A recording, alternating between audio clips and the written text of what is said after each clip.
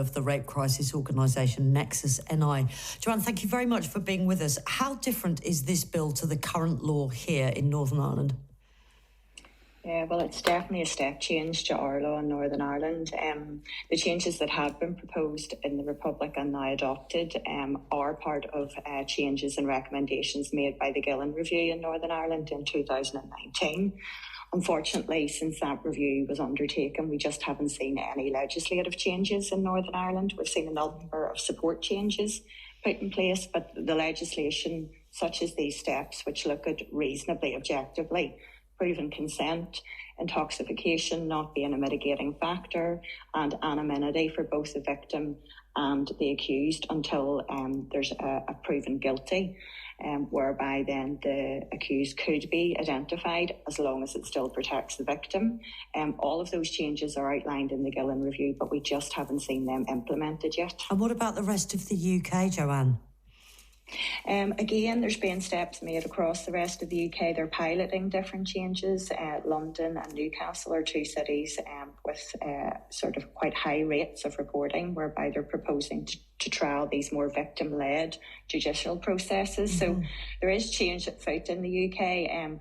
What goes to show yesterday is we're a step behind the Republic of Ireland now in terms of our laws. Yeah, I mean, I think that some people might look at it and think that this defence that currently exists about the accused thinking that as long as they thought that they had consent, that they were happy with that from their own perspective, then that was okay. I mean, that seems to be perhaps a little bit out of touch, I guess, with public mood, really, and how we're moving away from those kind of old-fashioned defences. Absolutely. You know, our consent training today, which we roll out with young people every day in schools and youth clubs, really challenges that in terms of, you know, even thinking about intoxication and is it appropriate at that stage. You know, the guidance would be that you don't take any action when either party has been subject to drinking or taking any form of substance, which may, I suppose, limit their judgment in terms of whether they wanted to or not to engage in an act. So you're right, it is out of step with what I suppose our society's thinking is, but it is still used strongly by defence barristers, and because it's very difficult to prove, and it's one word against the other. Quite often that can be the one factor that I suppose makes juries doubt in terms of their ability to find someone guilty. And indeed, if somebody is facing going on trial, going into the witness box, a victim of rape, then that would be something that could put them off. Oh, absolutely. You know, commonly being questioned, well, why didn't you say no? We all know the fight, flight and freeze.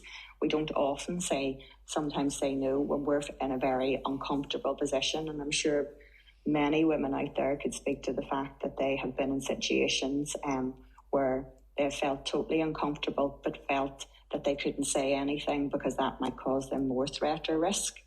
So that really needs to be taken into consideration, and we need to challenge those myths and stereotypes that we should act out or lash out to make it clear to someone that we're not willing to engage. Quite often, as the Justice Minister in the South pointed out in her statement, quite often no engagement is a clear sign. So lack of reciprocation in acts is often a clear sign that consent is not given.